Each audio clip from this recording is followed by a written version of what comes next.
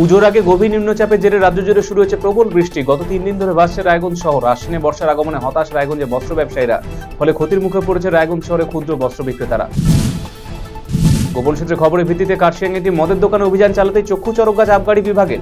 সেখানে নামি দামি কোম্পানি বোতলে করে বিপুল পরিমাণ নকল মদ বিক্রি করা হচ্ছে, যা দেখে তৎক্ষণাৎ সেই সমস্ত নকল মদ বাজেয়াপ্ত করা হলো আবগারি দপ্তরের তরফে। গ্রেপ্তার করা হয়েছে দোকান মালিক বিক্কি প্রসাদকে। সেই সকল মদ কোথা তৈরি হতো এবং কি বিষয়ে তদন্ত শুরু করেছে আবগারি দপ্তরের পুলিশ। ঈশ্বরচন্দ্র বিদ্যাসাগরের জন্মদিবস উপলক্ষে শিলিগুড়ি বাগডোগরা সাংস্কৃতিক সংস্থা মুক্তমনার কার্যালয়ে সর্বপ্রথম ঈশ্বরচন্দ্র বিদ্যাসাগরের প্রতিকৃতিতে মাল্যদান এবং পুষ্পার্ঘ্য অর্পণের মধ্য দিয়ে বিদ্যাসাগরের জন্মদিবস পালন করা হলো। মুক্তমনা সাংস্কৃতিক সংস্থার উদ্যোগে আয়োজিত হয় আমার দুর্গার দুর্গতিনী আসিনী অনুষ্ঠান, যেখানে মুক্তমনা সংস্থার কার্যালয়ে দুস্থ মহিলাদের মধ্যে পুজোর উপহার স্বরূপ শাড়ি তুলে দেওয়া হয়। এদিন প্রায় 50 জন দুস্থদের হাতে নতুন শাড়ি তুলে দিয়েছেন সংগঠনের সদস্যরা। শাড়ি পেয়ে খুশি মহিলারা। রাজ্যের মুখ্যমন্ত্রী মমতা বন্দ্যোপাধ্যায়কে কৃতজ্ঞতা জানাতে জেলায় জেলায় মানববন্ধন করবে মহিলা তৃণমূল। সেই বিষয়ে প্রস্তুতি বৈঠক অনুষ্ঠিত হল উত্তর দিনাজপুর রায়গঞ্জে।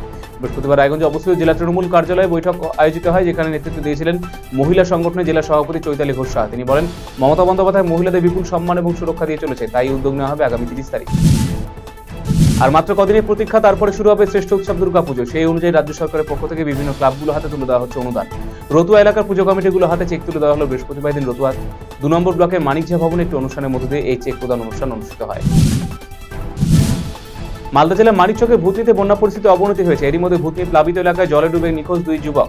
স্থানীয় সূত্রে জানা গেছে, টিনের নৌকায় করে পাট ছাড়িয়ে বাড়ি যাওয়ার সময় প্লাবিত এলাকায় নৌকা উল্টে যায় এবং দুজনে তলিয়ে যায়।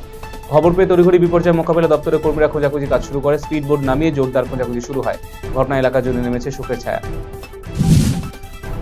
প্রবল ঝড় বৃষ্টি চলাকালীন ঘরের উপর গাছের ডাল ভেঙে পড়ে মৃত্যু হল এক যুবকের। বৃহস্পতিবার বিপর্যয় ঘটনাটি ঘটেছে মালদা চাঁচলে চণ্ডীগাছি এলাকায়। ঘটনা দেখতে পেয়ে স্থানীয়রা এসে তাকে উদ্ধার করে চাঁচল সুপার স্পেশালিটি হাসপাতালে নিয়ে এসে চিকিৎসকেরা মৃত বলে ঘোষণা করেছে। ঘটনায় শোকের ছায়া গোটা এলাকায়।